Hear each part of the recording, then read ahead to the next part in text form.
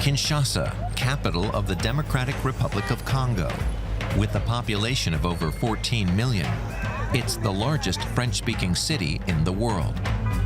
The streets are bustling with activity. Many people take on multiple jobs to get by. Africa News, Palmarès, Machette, L'Effort. Among them are couriers, street sweepers, maggot sellers, bread sellers, and jewelers. Each day they count their earnings, dreaming of becoming one of Congo's super rich. Everyone in Congo dreams of getting rich. There's money if you know where to find it. But large parts of the population live below the poverty line. Albert is a fisherman. He earns less than €1.70 per day. Just opposite from his poor neighborhood live some of Congo's richest people. That's La Cité du Fleuve. The rich live there. They do business deals. We catch fish. The residential complex is for Congo's new upper class, including the country's millionaires. Uninvited guests aren't allowed in.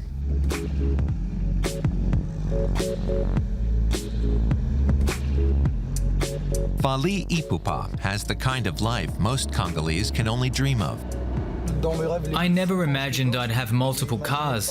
I just wanted to sing and make a name for myself in Kinshasa and in Africa. Fally Ipupa is the DRC's biggest star, and he's known internationally. He is also a multimillionaire. Want a photo? My guy! I love you, man! I love you too. Man like Fally Ipupa, you know what you saying? Hey. He's just invested more than €600,000 in a new home in La Cité du Fleuve. Are the doors open? Go on, open them. J'aime beaucoup être ici, surtout les dimanches. I really like being here, especially on Sundays. I can relax here. I've always liked coming to the river with my family, so I decided to put down a few bricks. Those few bricks amount to a California-style villa, which stands out here in the DRC, one of the world's poorest countries in terms of GDP per capita. It doesn't have to be that way. With its abundance of mineral resources, the DRC could be one of the richest countries in Africa. Mining is the country's most important industry. Many of Fally's neighbors have made a fortune selling raw materials to a resource-hungry world.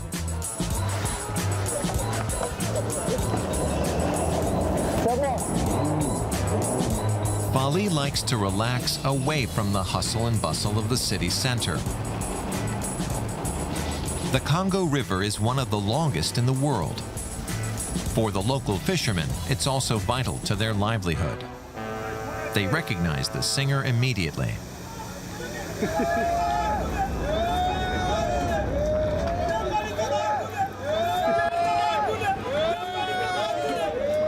They say they're my brothers. I'll give them something. Give them $50. Fally gets one of the marina workers to hand out a few notes. This is a lot. We called out to him, and he gave us $50 to share amongst ourselves. Each fisherman just got the equivalent of about €7, the amount they'd earn in a whole week. These people have different problems than we do. They even work on Sundays. I often give them a little something, even if it's just so they can take home a treat for their children. I'm happy to do it. Fally Ipupa is one of about 600 millionaires in the Democratic Republic of Congo.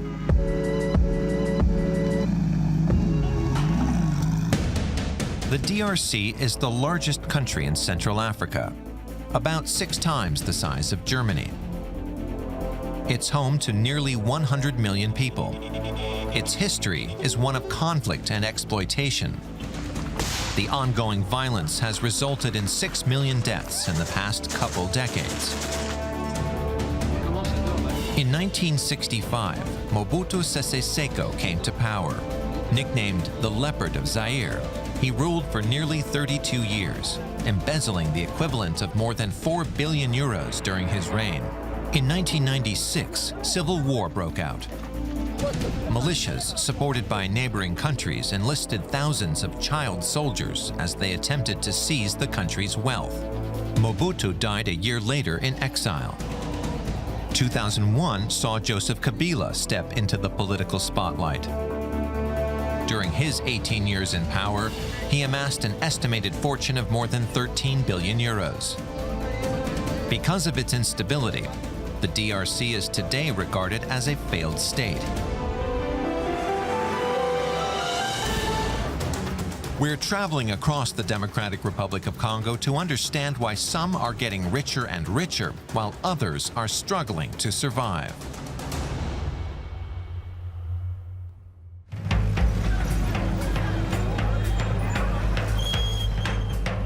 In Kinshasa, the roads are unpaved and difficult to navigate.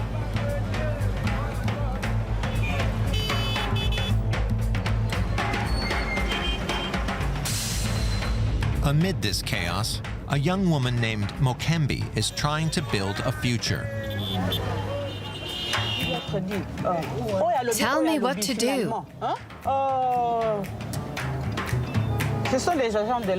The officers are supposed to direct traffic, but one of them says go to the left, the other one says go to the right.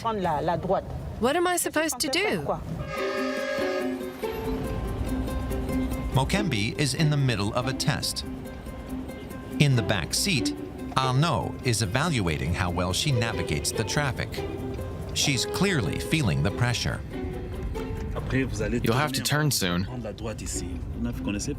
You can tell you don't know your way around here. Follow this car. Mokembi has applied to be a driver at a taxi startup. The company was founded by a Congolese businesswoman who wants to lift women out of poverty. The pink cars are the service's trademark. Previously, Mokembi worked as a nurse. If she passes the test, she'll triple her salary, earning around 250 euros per month.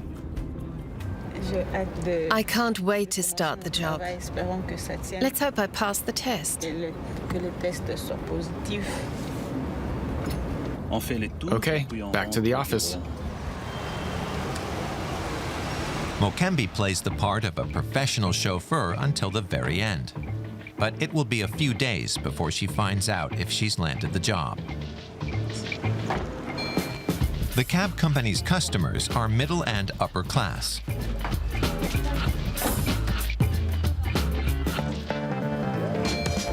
To make the time spent in Kinshasa's traffic jams more enjoyable, passengers are offered drinks, snacks, and even Wi-Fi. We're the first to offer this. Patricia Zolantima wants to give women better employment opportunities. After completing her studies, she returned to Congo and started this cab service with the help of investors. Today, she pays it forward and supports other female entrepreneurs. We want to have more millionaires. Congo has more than 80 million residents, and we're rich in natural resources. It's time for Congolese women to get a piece of that wealth. Despite the instability in the country, give me 2 of those. Patricia believes the economy will take off. You can't reduce Congo to rape and wars. There are young people, especially young women, who are trying to make real change. So it's wrong to reduce the country to just the things that don't work. This new generation will move the country forward. Like Patricia and her friends, more and more Congolese people are returning from abroad to work and invest in their homeland. These so-called repats live in secure areas that offer a Western standard of living.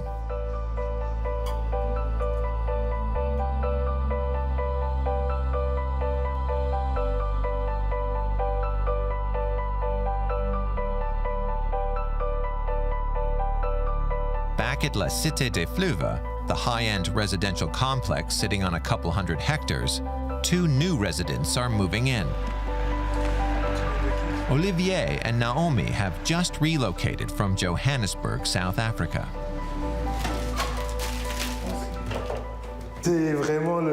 Most important for us was the washing machine and the bed. The couple works in finance. New job prospects convince them to return to their home country. This will be the living room. The carpet can go here. There, the table, the TV. This will be the bedroom. The apartment also offers a great view of the Congo River. Olivier and Naomi are newlyweds and want to start a family here. The couple earns about 3,500 euros per month. That's more than 100 times the average salary. A third of it will go towards rent, the steep price of security. You know, I want a place where my kids can play in the streets and they don't have to worry about 100 other people on the streets, and they don't have to worry about air pollution, noise pollution. They can do their homework in peace. So it's also very much about the environment, but also, yes, it is a whole lot safer than the inner city. A brand new apartment, brand new furnishings. The next thing we need is a brand new baby.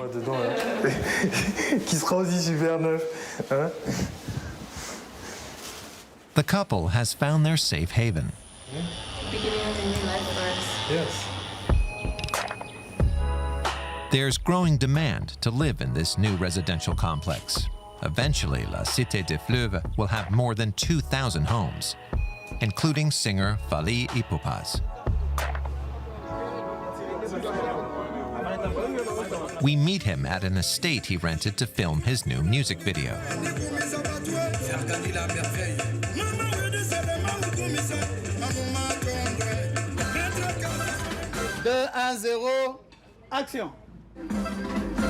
The dancers are dressed as Congolese warriors.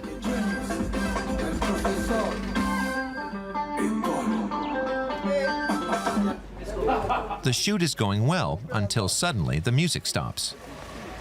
There's been a power outage in the area. There's no electricity. We're trying to work it out. Fally and his team are stuck.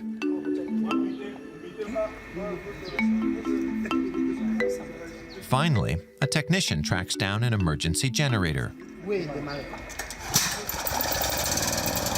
But that quickly breaks too. Fally is frustrated, even though he's used to these sorts of challenges. You see this tattoo? It means I'm Congolese. I'm not going to leave my country just because of a few power outages. Eventually, Fally Ipupas' assistant Manon tries using the car's sound system. We make do with what we have. I'll connect my phone to the car for now. It works, and the video shoot can continue.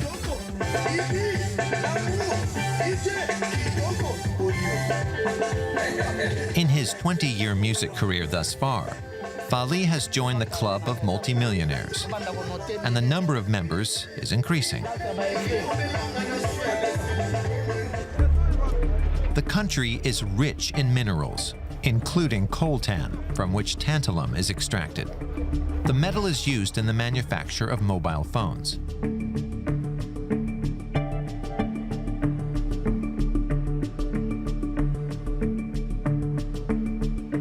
The mines are in the Great Lakes region, in the eastern part of the country near the Rwandan border. Goma, the capital of North Kivu province, has been shaken by bloody conflicts for more than 2 decades. Armed groups fight each other for control of the mineral resources.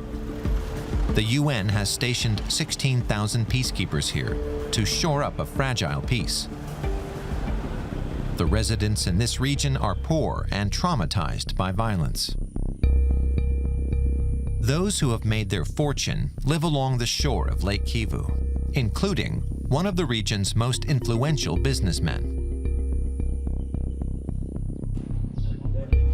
His villa is guarded around the clock by police.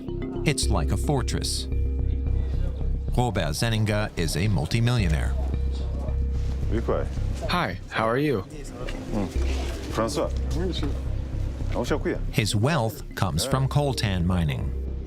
He was once a rebel leader. In 2006, he was elected to parliament in the Masisi district. Even when you're a politician, you can still do business.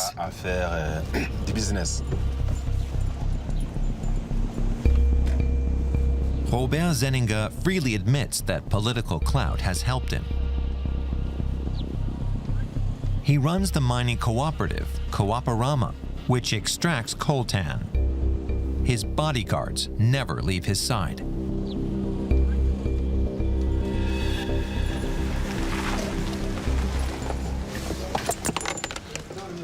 I ask him where we are. This is Coaparama's headquarters, the heart of the mineral trade. The simple building belies the millions that Coaparama turns over each year. Robert Zeninga looks over the production figures of the last few days. On the 6th, it was 4 tons and 668 kilos. The numbers are looking pretty good. It's 40 tons in total. I ask how much that's worth. A kilo is about $42 to $45. You can do the math.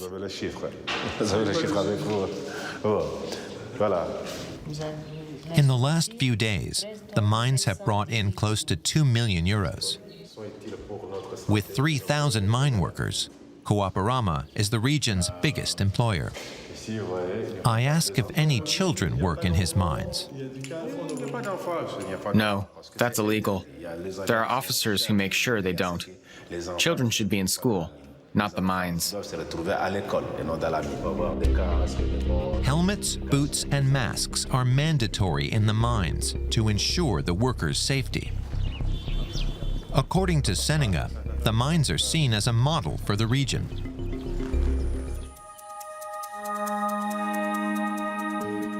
They're situated about 60 kilometers from Goma, in one of the most beautiful landscapes in Africa.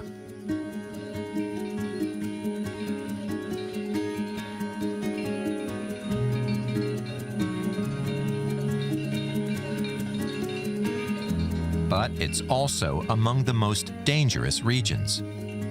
Conflict has raged on here for more than 20 years. In 1994, one of the worst atrocities of the 20th century took place in neighboring Rwanda, a genocide that killed almost 1 million people. Hundreds of thousands of people fled to the Democratic Republic of Congo, including many of the perpetrators.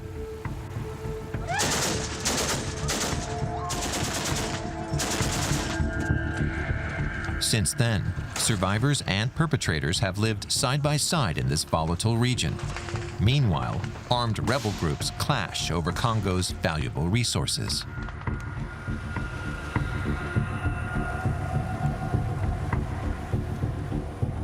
We head to the mines with Landry, Robert Zeninga's chief engineer. Zeninga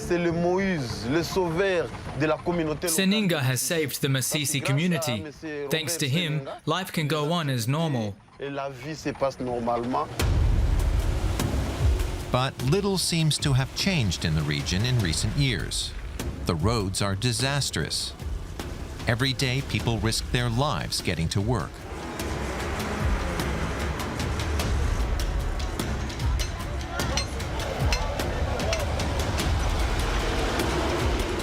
Several times on our journey, our vehicle nearly veers off the road into the ravine.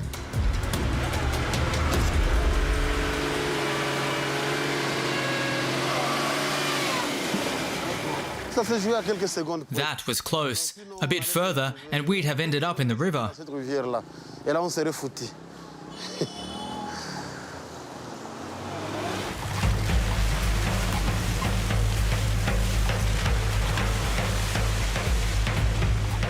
Nearly there. After 5 hours on the road, we reach Rubaya, home to the biggest coltan mine in the country. About 100,000 people live here.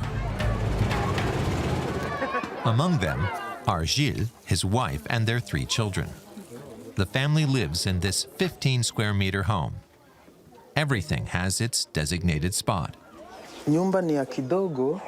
The house is very small. We hang the shoes on the wall. The children's things are here. The adjacent room has the kitchen and the family's bed. The bed is very narrow. We sleep there, and my wife cooks here. The couple moved here 5 years ago, hoping to get wealthy from the mines. I hope God will help me, so one day I can buy a car like this one. For now, Gilles earns the equivalent of €5 per day.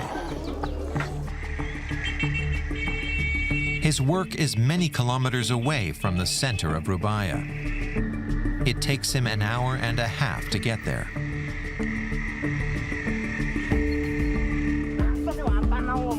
There are hundreds of coltan mines in the area. The one Gilles works in is called Bamfu.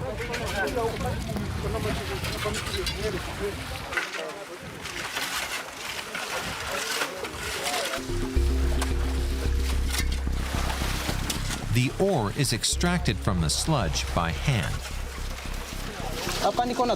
It's easier by hand.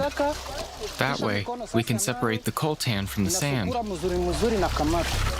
Once processed, it's an important part of manufacturing microelectronic components. This is coltan. It's mainly used for mobile phones. Gilles has to climb into the mine to dig.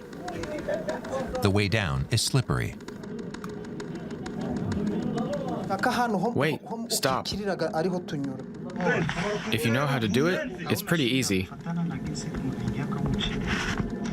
There's nothing to hold on to for the 15-meter descent.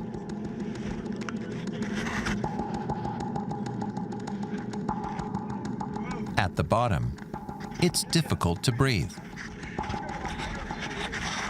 The shafts and tunnels are not adequately supported. They're at risk of collapsing. Gilles gets to work with a pickaxe. There's a lot of sand here. It's endless.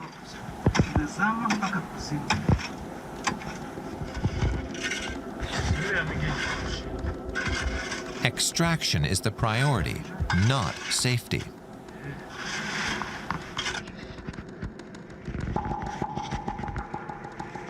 Serious accidents often occur in these mines. I ask if it's dangerous. Sometimes rocks fall.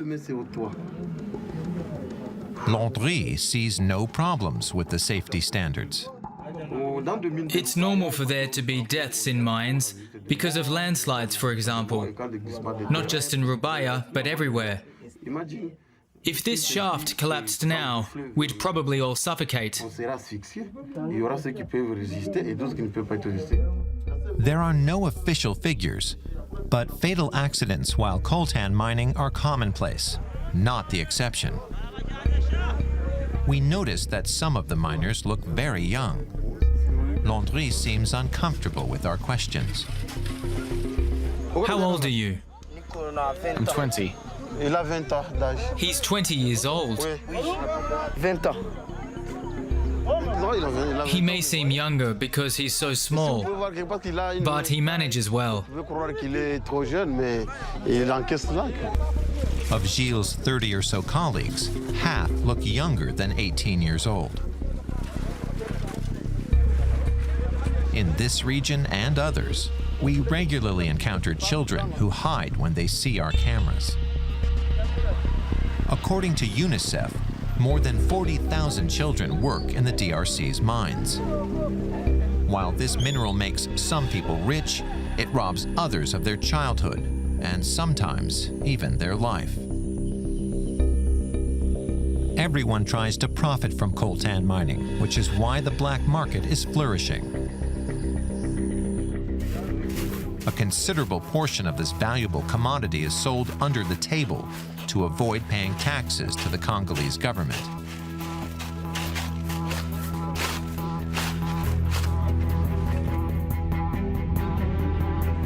This illegal trade takes place with the help of Congolese soldiers, who let the convoys pass through. Vous envoyez tous les jours du coltan passer? Il y a des jours où ça peut passer 2-3 tonnes, voire même, on peut aller même jusqu'à 10 tonnes par jour. The soldier makes good money through the black market trade. $100 le mois.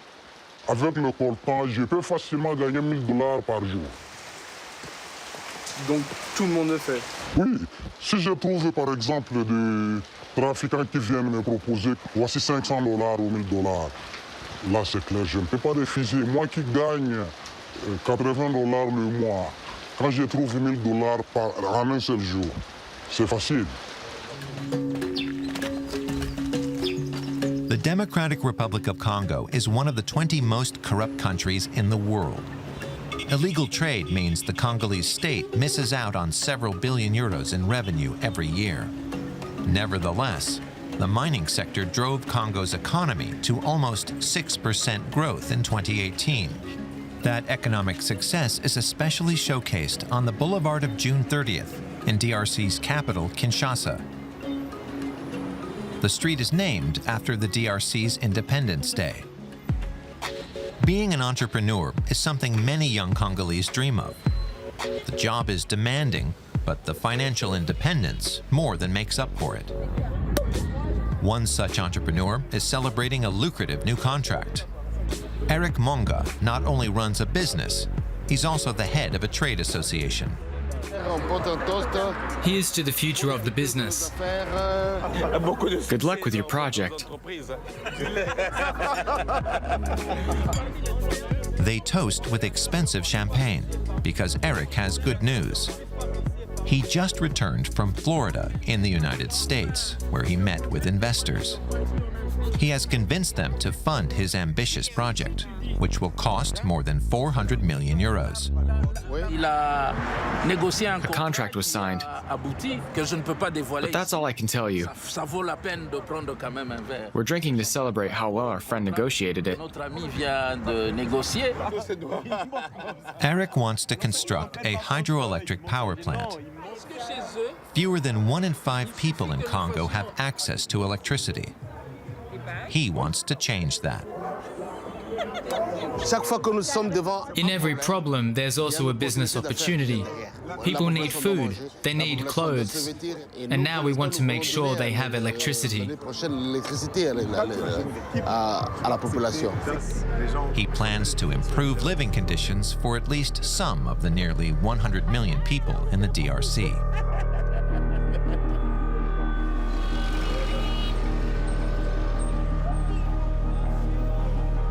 Eric Monga is from Lubumbashi, in the southern part of the country. He made his fortune with a company specializing in the chemical analysis of minerals. He's about to show us the location of his future dam. The area is remote and sparsely populated. The project will mean bringing workers in from far away, but the challenge is worth it. The power plant will bring in almost $1 million per month, a lot of money. Whoops, welcome to the bush. Eric has set up a small camp in the middle of the wilderness. It hosts a team of engineers.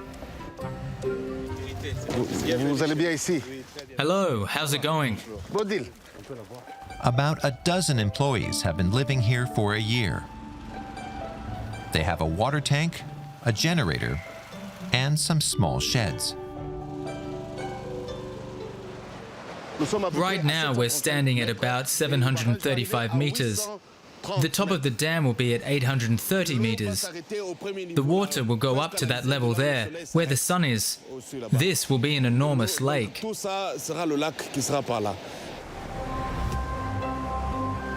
At a height of 90 meters, the dam will be one of the largest in the DRC. It'll have a capacity of 150 megawatts, providing 500,000 residents with power. And building it will create about 3,000 jobs. We're making something that will really benefit the region. It's especially important for farmers. They need electricity to modernize agriculture. Several investors, especially Americans, have shown interest in the project. Eric hopes to wrap up construction within 3 years. Merci. He believes people can be successful when they have the courage to leap into the unknown. Nous avons vu beaucoup de gens venir au Congo, aller là où c'est difficile, là où il n'y a rien. Many people have found success here. Why not me? If you work hard, you can make a lot of money here in a short time. Le lendemain, tu deviens riche parce que tu as travaillé. Eric is not alone in this belief. More and more Congolese are becoming entrepreneurs, throwing themselves into the business world in the hope of escaping poverty. Back to Kinshasa.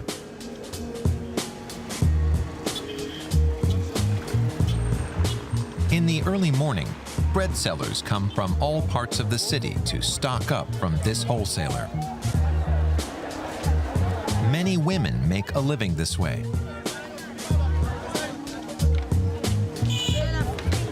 Marie comes here every day at 6 a.m. 2 boxes. Marie was widowed 6 months ago. Now she must provide for her family alone.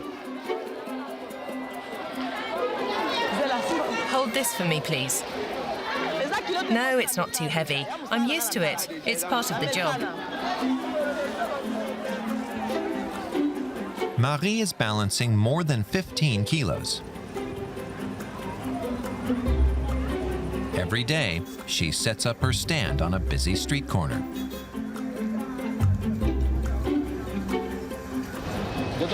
How much is the cake? 300 francs. I'll take one.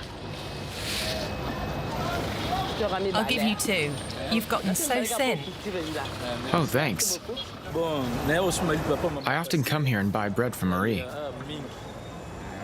I like her stand. It's clean. Marie gets lots of customers with her friendly disposition. It's going well today. She typically earns about 60 euros a day selling bread. She dreams of opening more stalls and even getting rich.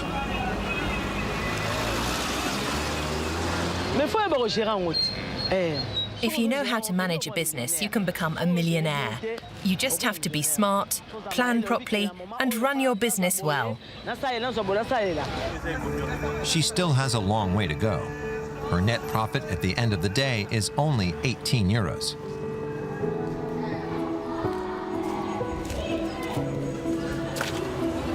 Marie goes to church 3 times per week to pray and thank God.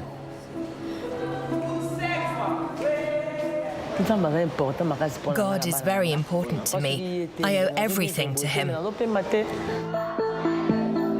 Evangelical churches thrive in Congo, and some make their money from capitalizing on other people's faith.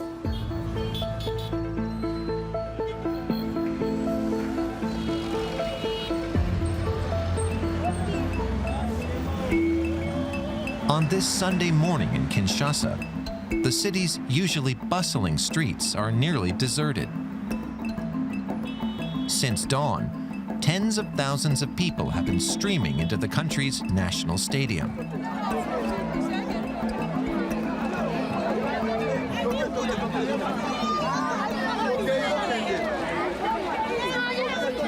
They're not here for a soccer match or a concert. The 80,000 attendees have come to see a man they believe performs miracles.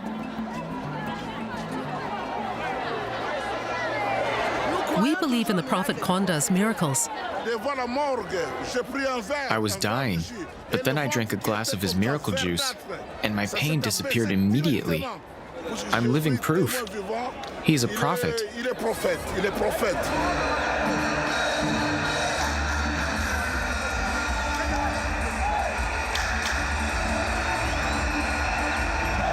There are camera crews, photographers, cheerleaders, and lots of police. It's one of the biggest events of the year. It's even being broadcast live on television. Dominique Konda is the man everyone is waiting for. The self-proclaimed prophet has several million followers. When he enters the stadium, the crowd erupts.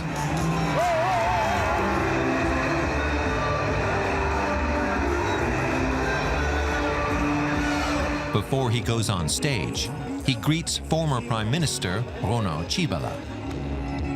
The wife of former President Joseph Kabila is also in the audience. After a few prayers and songs, he begins to preach. They don't want you to succeed or live in abundance, prosperity, and wealth. But even in poverty, even when you were hungry or ill, you'll have everything as long as you realize the truth. Amen. Fear not. Amen.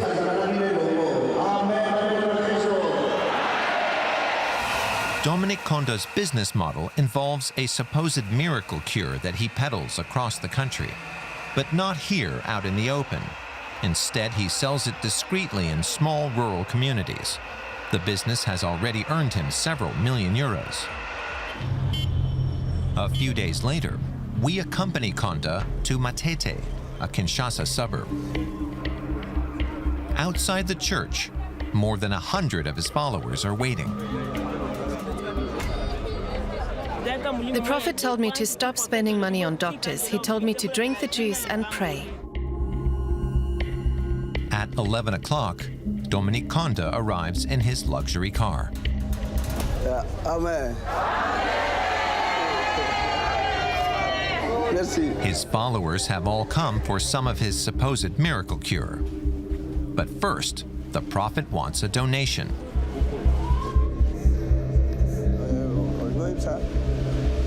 Konda receives the sick as though they were on a conveyor belt.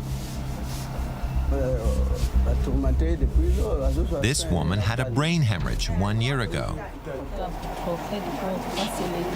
I came to the Prophet because I'm very ill. When I heard about the Prophet's miracle cure, I asked to be brought to him. I can't walk anymore. She should be massaged with the juice. I think that will help her. I have faith that he will heal me. Consultations usually only last seconds. You need to take the juice. The prescription is always the same. Are you taking the juice? Yes. Good, keep taking it. After speaking to the Prophet, the sick people are sent next door to the pharmacy. This is where they get the famous juice.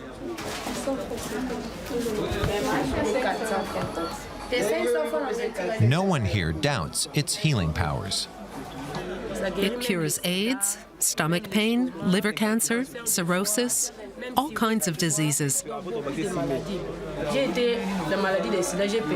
I had AIDS and lost a lot of weight. Now I weigh 52 kilos thanks to the juice from the Prophet Dominique Konda. He healed me. There's no science behind the juice, but many people blindly trust it.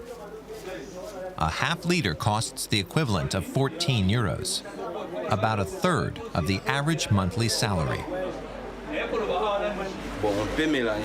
3 of us pooled our money, and we're going to share a bottle.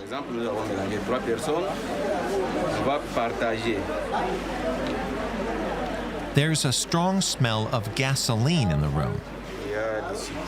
There's lemon juice in it, gasoline, and some other ingredients.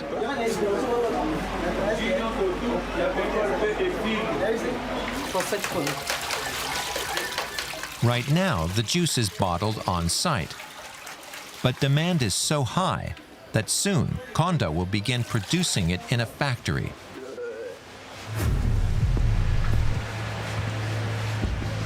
Here's the new packaging. According to the packaging, the juice cures epilepsy, cancer, and even AIDS. The active ingredient, divine enlightenment. This product treats illnesses with different causes, such as epilepsy, cancer, and so on. It says it cures AIDS, but he didn't read that. No, we haven't tried it with AIDS much. More than 500,000 Congolese are HIV positive. Another supposed benefit of the miracle cure, it can bring children back from the dead.